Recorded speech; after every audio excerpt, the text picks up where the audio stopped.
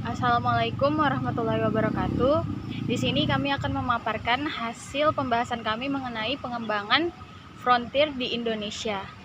Dimulai dari Genghis. Baiklah, yang pertama jadi menjelaskan apa itu frontier. Jadi frontier itu merupakan wilayah perbatasan suatu negara yang memiliki keterbatasan ruang gerak namun berdekatan dengan negara lain atau dikenal juga sebagai garis depan. Kondisi ini memungkinkan adanya pengaruh luar ke dalam negara tersebut yang pada gilirannya dapat menimbulkan tantangan ekonomi, politik, serta sosial budaya di tingkat lokal. Dampaknya juga berpotensi mempengaruhi stabilitas, keamanan, dan integritas negara tersebut.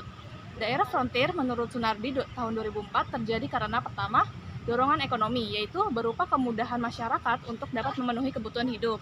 Lalu, ada dorongan sosial budaya yang berupa kesamaan subkultur suku dan kemudahan mendapatkan fasilitas perlindungan di masa depan, seperti sekolah, kesehatan, ataupun social security. Yang terakhir, ada dorongan politik, antara lain adanya kepastian hukum dan tidak menutup kemungkinan menuntut adanya referendum. Pengembangan frontier di Indonesia berkaitan dengan penyebaran dan pengelolaan sumber daya alam, serta timbulnya berbagai isu keamanan yang timbul. Diperlukan adanya upaya dari pemerintah Indonesia untuk mengelola wilayah perbatasan dengan tujuan yang memperhatikan aspek kedaulatan, pertahanan, dan kesejahteraan penduduk di daerah tersebut. Dan pembangunan frontier di Indonesia berfokus pada upaya untuk mengembangkan daerah-daerah perbatasan wilayah terdepan. Tujuannya adalah meningkatkan kesejahteraan masyarakat, infrastruktur, dan ekonomi di daerah tersebut. Langkah-langkah melibatkan investasi dalam pembangunan infrastruktur, pendidikan, dan pemberdayaan ekonomi lokal untuk mengurangi kesenjangan antara daerah-daerah tersebut dan wilayah pusat. Berbagai potensi sumber daya alam dan budaya di Indonesia juga bisa dikemas, misalnya dengan pengembangan pariwisata. Frontier dalam geopolitik mengacu pada wilayah perbatasan zona transisi di mana dua atau lebih negara bertemu.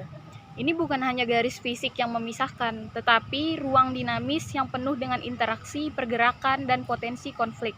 Frontier dapat dilihat sebagai garis batas yang membatasi wilayah dan kekuatan politik dari satu negara ke negara lainnya. Perbatasan memiliki peran penting dalam menjaga kedaulatan, keamanan, dan keberlangsungan hidup masyarakat di sekitarnya. Dalam studi kasus perbatasan di Indonesia ini, kami mengambil contoh perbatasan antara Indonesia dan Malaysia di daratan, khususnya yang berada di Pulau Kalimantan. Perbatasan tersebut merupakan suatu hal yang paling kompleks di Asia Tenggara. Yang pertama, kami akan membahas mengenai sejarah perbatasan antara Indonesia dan Malaysia. Perbatasan antara Indonesia dan Malaysia memiliki perjalanan sejarah panjang yang mencakup masa kolonialisme Belanda dan Inggris, serta periode pasca kemerdekaan masing-masing negara. Wilayah tersebut sebagian besar ditelapkan oleh Perjanjian Anglo-Olanda pada tahun 1824 yang membagi Pulau Kalimantan, Borneo menjadi wilayah kepunyaan Inggris di utara dan wilayah kepunyaan Belanda di bagian selatan. Dan menjadi wilayah yang sebagai Malaya pada saat itu, dan berjalannya waktu perbatasan tersebut diversi melalui sejumlah perjanjian bilateral antara kedua negara. Kedua, kami akan membahas mengenai batas-batas fisik antara kedua negara tersebut. Perbatasan fisik di antara Indonesia dan Malaysia di Pulau Kalimantan telah ditetapkan melalui sejumlah perjanjian bilateral antara kedua negara. Berikut adalah yang kami temukan mengenai perbatasan fisik antara Indonesia dan Malaysia. Yang pertama adalah ada Sungai Kapuas, Sungai Mahakam, dan Sungai Barito. Sungai Kapuas merupakan sungai terpanjang di Kalimantan, disusul dengan Sungai Mahakam, dan yang terakhir adalah Sungai Barito. Sungai-sungai tersebut membentang luas yang memisahkan antara Indonesia dan Malaysia. Sungai Kapuas yang terletak di Kalimantan Selatan dan Sungai Barito yang terletak di Kalimantan Barat. Sungai tersebut berbatasan langsung dengan Sarawak, Malaysia, dan Sungai Mahakam yang terletak di Kalimantan Timur dan berbatasan langsung dengan Sabah, Malaysia. Sungai tersebut merupakan perbatasan alami antara kedua negara tersebut. Yang kedua ada perbukitan dan hutan hujan tropis. Beberapa wilayah pedalaman yang ada di Kalimantan yang berbatasan langsung dengan Indonesia dan Malaysia ditandai oleh perbukitan dan hutan hujan tropis yang lebat. Meskipun tidak adanya garis pemisah yang jelas antara kedua negara tersebut, namun kedua negara telah bersepakat menetapkan batas-batas wilayah berdasarkan peta dan kesepakatan. Yang ketiga ada perbatasan dan penanda batas. Untuk memperjelas perbatasan antara Indonesia dan Malaysia, kedua negara telah mendirikan pos-pos perbatasan dan menandai batas-batas wilayah mereka masing-masing dengan memberikan penanda seperti tiang batas dan papan penanda. Meskipun demikian, perbatasan fisik di pedalaman Kalimantan masih menjadi tantangan yang sangat kompleks. Namun hal tersebut disebabkan oleh kondisi alam yang sulit dan diakses dan minimnya pengawasan. Namun seperti yang kita ketahui bahwa pemerintah Indonesia dan Malaysia masih terus mengupayakan peningkatan pemantauan dan pengawasan di perbatasan tersebut demi menjaga kedaulatan dan keamanan wilayah masing-masing. Yang ketiga, kami akan membahas mengenai pembangunan dan pengembangan serta keadaan yang ada di perbatasan Indonesia dan Malaysia. Hingga saat ini keadaan perbatasan antara Indonesia dan Malaysia di Pulau Kalimantan masih mengalami sejumlah tantangan. Salah satu tantangan utama adalah masalah keamanan terkait dengan aksi penyelundupan dan perdagangan ilegal yang terjadi di sepanjang perbatasan. Hal ini memerlukan peningkatan pengawasan dan patroli dari kedua pihak untuk mencegah aktivitas ilegal tersebut.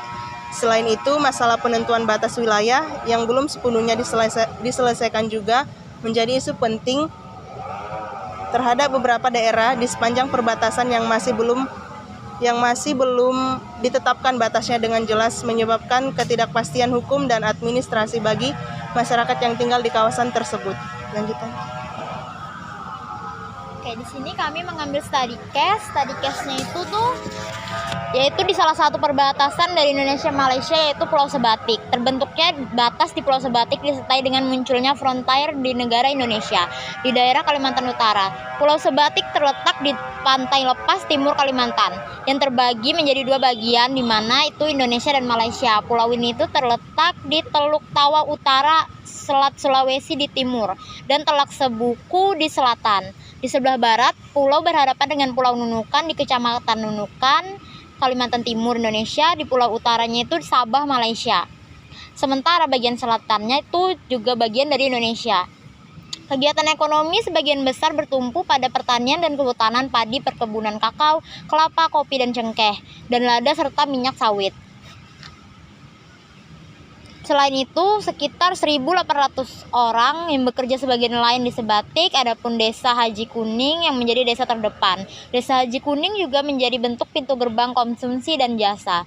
Di perbatasan Pulau Sebatik, hubungan antara Indonesia dan Malaysia, terutama dalam ekonomi jangka panjang dan ikatan budaya, memiliki karakteristik saling bergantung. Meskipun ada perubahan sedikit dalam situasi tersebut akibat sengketa wilayah seperti Pulau Ligitan, Sipada, dan Blok Ambalat, orang Indonesia semakin menegaskan bahwa kehadiran mereka di pulau ini fokus pada kedaulatan dan keamanan wilayah negara. Meskipun demikian, kehadiran negara belum mengakibatkan perubahan yang signifikan dalam kehidupan sehari-hari masyarakat. Oleh karena itu, Pulau Sebatik menunjukkan beragam respon terhadap situasi tersebut, mulai dari dukungan hingga kritik.